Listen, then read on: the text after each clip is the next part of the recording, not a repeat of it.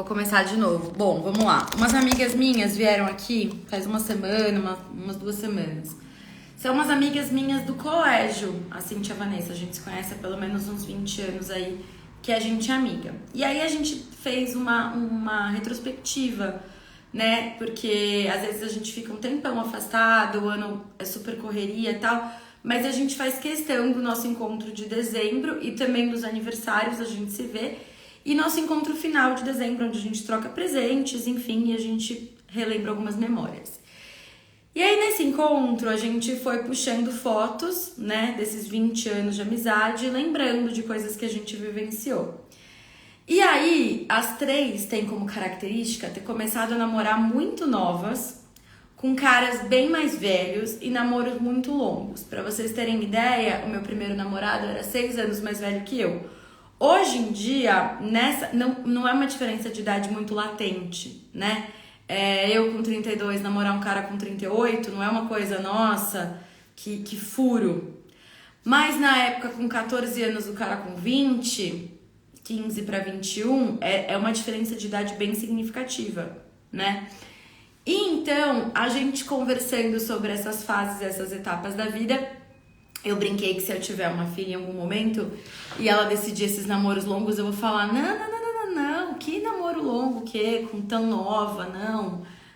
Eu tendo a acreditar que namoros com muita diferença de idade tende a ser um relacionamento abusivo, tá? E é sobre isso que a gente vai falar hoje. Não sobre namoros com diferença de idade, mas sobre relacionamentos abusivos e violência contra a mulher. Faz muito tempo, né, que eu falo sobre relacionamentos abusivos. Eu fiz minha monografia na faculdade em violência psicológica contra a mulher e constantemente eu sou convidada para palestrar em podcasts e afins para falar um pouco sobre violência contra a mulher.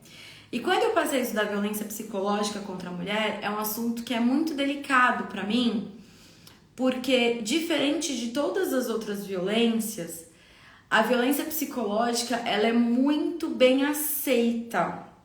Então, se eu chegar numa roda com as minhas amigas com o olho roxo e falar, olha, fulano me deu um soco no olho, dentro da minha roda, da bolha que eu vivo, vai ser unânime e consensual de você não pode manter essa relação. É inadmissível que exista essa violência física dentro dessa relação, tá? Só que quando a gente fala de outras violências, ela não é tão consensual e tão unânime assim. Quando você chega numa roda de amigos e fala, olha, o que tá acontecendo no meu relacionamento é que eu me sinto manipulada. O que tá acontecendo no meu relacionamento é que por diversas vezes eu sinto como se ele tivesse inveja de mim, como se ele não conseguisse ficar feliz com a minha felicidade. Eu sinto como se ele me culpasse. Eu tenho vergonha de falar que eu recebi um aumento, porque ele não recebeu e isso vai ter um desgaste na nossa relação. Ou eu vi determinada atitude e eu não gostei. Enfim, tá? Coisas que não são beiras de um ciúmes patológico, nada disso. Coisas que me incomodam e são legítimas de me incomodarem. É muito natural que na nossa roda de amizade as pessoas tentem apaziguar as coisas. Tudo bem que tem esse comportamento, mas é uma pessoa tão legal, te faz tão bem, pipipi, popopó. E vão naturalizando outros tipos de violência. A violência psicológica e a violência patrimonial. É muito comum a violência patrimonial dentro do casal. Mais comum do que a gente pensa. Mas quando a gente pensa em violência patrimonial, quando a gente pensa em violência, a gente sempre pensa nos extremos, né? Então a gente vai pensar na violência psicológica no extremo. A gente vai pensar na violência patrimonial do tipo, eu recebo meu salário, deposito na conta do meu marido e ele me libera o que eu posso gastar ou não, eu não tenho acesso ao meu dinheiro, e aí a gente pensa isso como violência patrimonial. Só que não é só isso, tá? Tá nos detalhes, tá nas entrelinhas ali. Tá bom, por que eu tô falando toda essa introdução de relacionamentos abusivos e tipos de violência? Porque eu já disse isso diversas vezes. A primeira violência nunca é o soco na cara. Nunca. Tá? Se no primeiro dia você conhecesse um cara, você saísse com um cara, na primeira briga, a violência fosse o soco na cara, você não teria a segunda saída. Não teria o segundo encontro, né? Porque se no primeiro encontro o cara deixasse evidente que é uma pessoa violenta que vai te fazer mal, a gente não tá mais no século XVIII, XIX, XX, né? Embora tenha uma galera aí com saudade da Idade Média, a gente não tá nessa época. Então você poderia terminar essa relação, não teria segundo encontro, tá? O problema da violência é que ela é gradativa e ela quase nunca retroage. Então, o primeiro soco na mesa, o segundo soco na parede, o terceiro soco na porta, o quarto soco na cara, tá? Depois que a gente chega nesse estágio, respeitadas as fases lua de mel, arrependimento, tal, o soco não volta a ser na mesa. Depois que abre o precedente da violência, a violência só aumenta, tá? Por isso que a gente tem que ficar muito atenta aos sinais. E a gente não pode normalizar esses sinais. A gente não pode normalizar as violências a ponto de pensar, mas tudo bem, é assim, isso é o melhor que eu posso ter.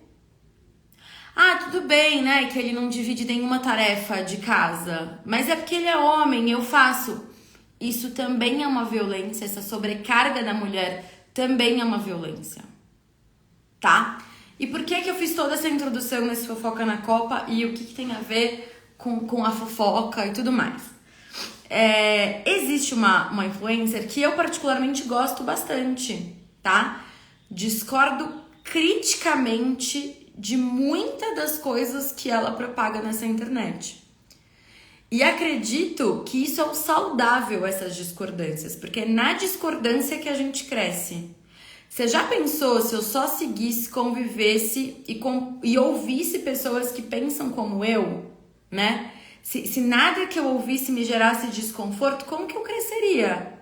Como que eu entenderia esse desconforto e a partir daí evoluir?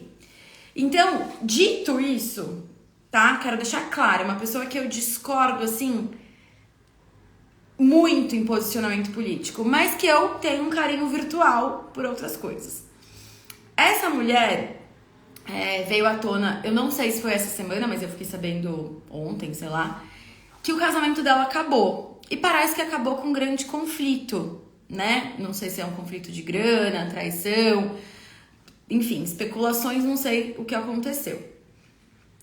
E isso não importa nesse primeiro momento. A questão é que essa mulher, ela tem uma influência muito grande, ela tem muitos seguidores. Não sei se bate 1 milhão, não me lembro agora, eu vou até olhar.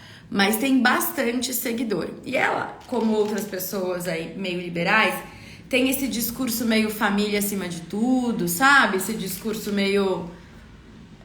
o homem tem que ser o provedor da família, tem mais de 1 milhão de seguidores, sim. O homem tem que ser o provedor da família, o homem tem que ser o cara que XYZ, que tem arma, que protege, que é forte, pipipipopopó, que não lava louça e tal e tal. E dentro desse discurso, que já é um discurso que me preocupa, porque quando a gente defende bandeiras e a gente defende posicionamentos, tendo uma certa relevância, não é só sobre o que eu defendo dentro da minha casa. É sobre o que eu defendo enquanto sociedade. Dentro da minha casa, eu até brinco, né? Que várias vezes eu faço um discurso e Carlos, dentro da minha casa, é uma pessoa que divide todas as tarefas comigo, se não, acaba fazendo mais que eu. Eu brinco, falo que é reparação histórica, né? Mas não é sobre o que acontece dentro da minha casa. Eu tenho 13 mil pessoas aqui. Cada Fofoca na Copa deve dar umas 300 visualizações. Eu tenho uma responsabilidade sobre o que eu falo. Ai, Natália, mas as pessoas têm que ser adultas e interpretar aquilo que você fala. Eu concordo. Só que eu não tô numa roda entre amigos que eu sei de onde cada um tá partindo. Quando eu faço um discurso aqui, ele ganha um mundo. Como cada um vai interpretar isso, eu não tenho controle. Por isso que eu preciso ser mais fiel possível àquilo que eu acredito e àquilo que eu espero que seja uma sociedade. E essa pessoa tinha um discurso que me preocupa muito. Além dessa coisa do tipo, homem tem que pagar a conta e não tem que dividir tarefa em casa, pipipipopopó. Tem uma coisa que ela sempre repetiu, que é assim, sair não é uma opção. Ah, mas e se fulano fizer tal coisa? Sair não é uma opção. Ah, mas e se fulano fizer XYZ? Sair não é uma opção. E ela propagou isso durante muitos anos, tá? Falando sem parar sobre o que ela acredita ser uma instituição casamento e sobre sair não ser uma opção. Natália, mas essa não pode ser a concepção de vida dela e o que ela acredita? Pode. Porém, a gente já saiu da Idade Média, onde as mulheres eram subordinadas a casamentos. Eu vou te fazer um convite, assim, olha ao seu redor, na sua família, e olha os casamentos muito mais longos que tiver da sua família. Agora olha para essa mulher e veja se esse casamento teria durado tanto tempo se ela tivesse tido uma opção digna de sair. E o que é uma opção digna de sair? É uma opção onde ela manteria o mesmo padrão de vida, onde ela teria suporte emocional, onde ela teria resguardo familiar para tomar essa atitude. Se tendo tudo isso, tá? Ah, uma pessoa ali, ó, equilibrada emocionalmente, tá tudo certo. Ela olha pra tudo isso e resolve ficar perfeito. Mas na maioria das relações longas e duradouras das gerações anteriores, são relações que sair não era uma opção, porque não era uma opção material para que isso acontecesse. A mulher não ia ter recurso, não ia ser bem vista, tinha medo de perder os filhos. Se a gente lembrar que nosso Código Civil é super recente a alteração do divórcio, né? Em que não se precisa ter um motivo para se divorciar, em que qualquer um pode pedir o divórcio. Isso é uma evolução legislativa incrível de luta feminista.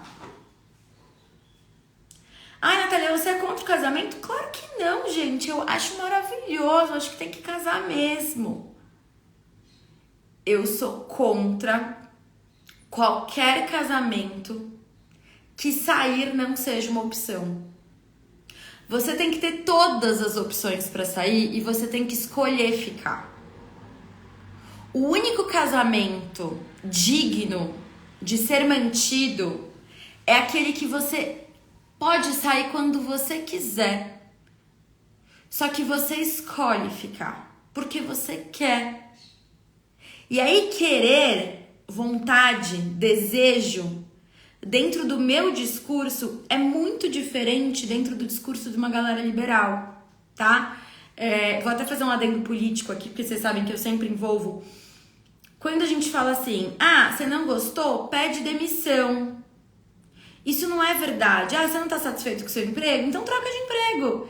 Isso é uma falácia. Por quê? Porque a gente sabe que dentro de um mercado, né, não tem vaga de emprego suficiente para que você possa ir trocando de trabalho. E quando na outra ponta do desemprego você precisa vender sua força de trabalho para comer, para viver, então não é uma escolha genuína você sair desse trabalho. Só seria uma escolha genuína se a gente estivesse falando de uma materialidade, a gente estivesse falando de um estágio em que o básico te fosse garantido. Entende? Então eu só posso falar que casamento você tem condições materiais para sair se eu tenho certeza que você vai ter uma estrutura financeira, emocional, psicológica para conseguir sair dessa relação.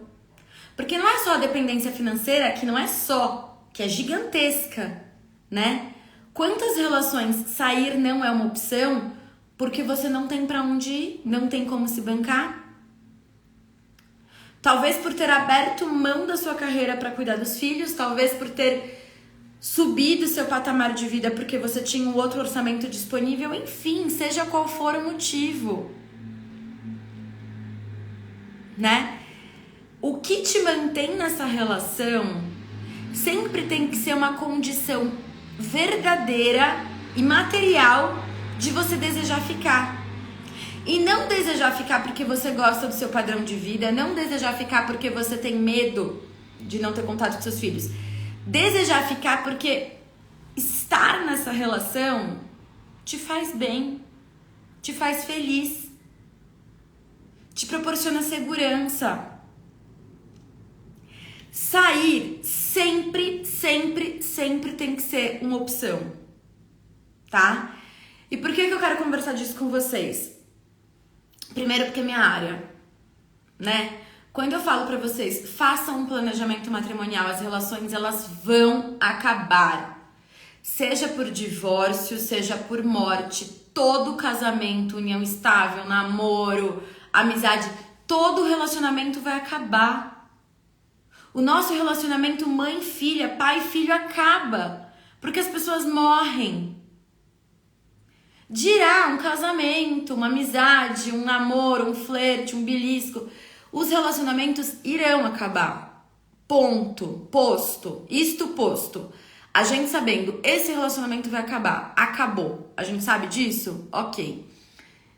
Se esse relacionamento acabar por forças do destino, não necessariamente por morte, por divórcio, me apaixonei por outra pessoa, o meu cônjuge, companheiro se apaixonou por outra pessoa, tivemos possibilidades de escolhas diferentes. Recebi uma proposta de trabalho que eu entendo que é muito importante pra mim, mas pra ele não é. Então a gente vai querer coisas diferentes nesse momento da nossa vida. 5 anos atrás, 10 anos atrás, fazia tanto sentido essa relação, hoje não faz mais. Então a gente vai terminar. Então eu quero sair. O que a gente vai fazer a partir dessa decisão? E por isso que é tão importante fazer um planejamento matrimonial. Porque na hora que acaba, você já sabe que parte que te cabe. Quais acordos foram feitos enquanto a gente se gostava, enquanto a gente se respeitava, enquanto a gente se amava. Será que cabe num planejamento matrimonial uma cláusula de indenização se eu souber que meu marido gastou meu dinheiro me traindo? Podemos pensar. Será que cabe uma cláusula de indenização se eu souber que ele tá gastando todo o meu dinheiro com garota de programa?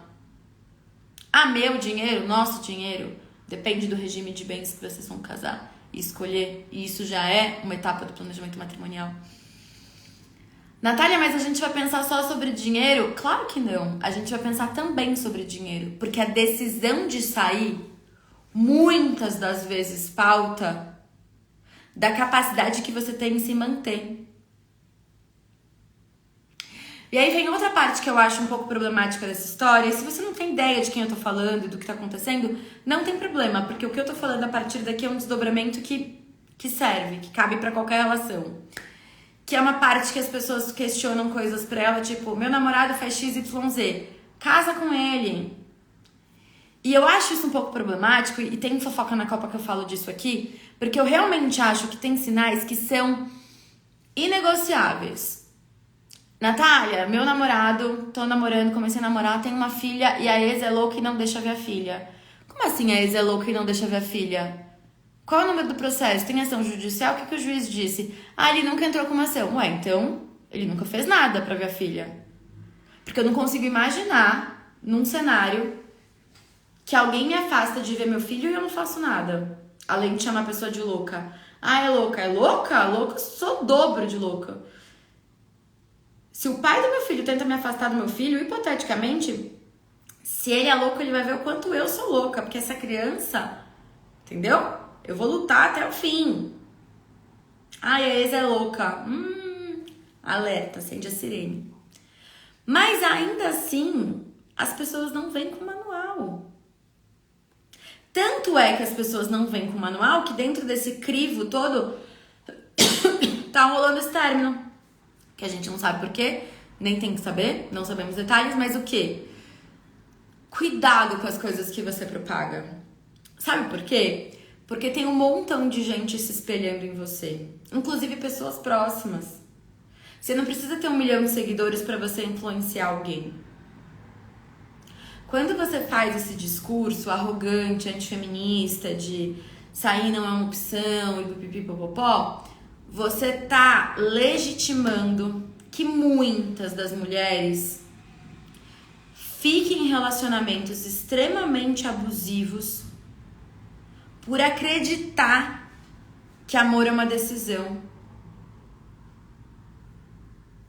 Amor é uma decisão, contanto que não atropele seu amor próprio. Qualquer amor, que te exija alguma coisa que te dói, precisa acender um alerta. Não é à toa, né, que quem diz que amor só é bom se doer é um homem. Porque dói sempre na mulher. E dói de um jeito que é violento. Porque são camadas de violência que se acumulam quando a gente acha que sair não é uma opção. Olhem os sinais. Todos os sinais. Tá? Casamento gostoso é o casamento que você tem todas as possibilidades de sair, mas você escolhe ficar. Porque ele não te machuca. Qualquer relacionamento abusivo, ele começa de abusos sutis, tá? Mina daqui, dali. E às vezes, gente, os sinais, eles vêm não necessariamente em relação ao outro. Se observa essa crise de ansiedade, tá descompensando com álcool, com droga, com compra. Se observa o que tá me alimentando, o que tá me descompensando. Por que pra mim eu faço tanta questão dessa relação que não tá me devolvendo, tá? Façam um planejamento matrimonial. Conversem com seus companheiros. E se você me trair e tiver um filho fora do casamento? E aí? Porque a partir do momento que essa pessoa te trai e tem um filho, ela tá colocando em risco seu patrimônio também. E se conversa? Traz um elefante branco pro meio da sala. Conversa sobre tudo. Mas aí não vai parecer que a relação já começa fadada a terminar? Começa fadada a terminar porque as relações vão acabar.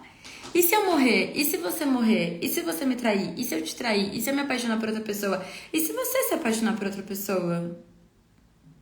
E se eu receber uma proposta de trabalho? E se você receber uma proposta de trabalho? E se eu decidir me afastar do meu trabalho para cuidar da minha gravidez, do nosso filho? E se a gente tiver um filho atípico que vai precisar muito da minha atenção e eu tenha que diminuir meu ritmo de carreira? E se... Conversa, tá?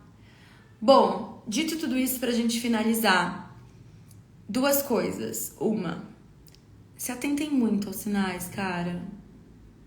São anos e anos de uma estrutura patriarcal que legitima que os homens façam o que eles quiserem com as mulheres, porque eles podem. Homem pode ser abusivo com as mulheres. Existe todo um sistema e uma cadeia de reprodução que legitima que os homens sejam cruéis com nós. Porque o homem estupra? Porque pode. Porque o homem bate? Porque pode. Porque o homem... Porque pode. Nossa, Natália, mas não pode. Pode. Tanto pode que eles fazem. Pois é. Segundo e terceiro. Segundo, sempre que você tiver em dúvida se você tá num relacionamento abusivo, é porque você tá. Relacionamentos saudáveis não nos deixa dúvida. Ninguém fica na dúvida. Será que eu estou num relacionamento saudável? Não. Se você tá em dúvida se o seu relacionamento é saudável, é porque ele não é. Fique atenta aos sinais do seu corpo, da sua mente. Fique atenta e busque ajuda. tá? Porque sair sempre vai ser uma opção, sempre. E pra todo mundo que conseguiu sair, inclusive e principalmente pra ela, parabéns por ter conseguido sair, porque não é fácil. Mas depois que a gente sai, a gente percebe o quão melhor é viver fora disso tudo. E terceiro, filtro. Tenha muito filtro no conteúdo que você consome, tá? Saiba discernir o que é do outro e o que é seu. Quais os valores que o outro estabelece e quais são os seus, tá? Eu sei que a gente gosta e a gente admira e a gente flerta e a gente quer um pouquinho daquilo pra nossa vida. Então filtra, tá bom? Boa semana pra vocês, gente.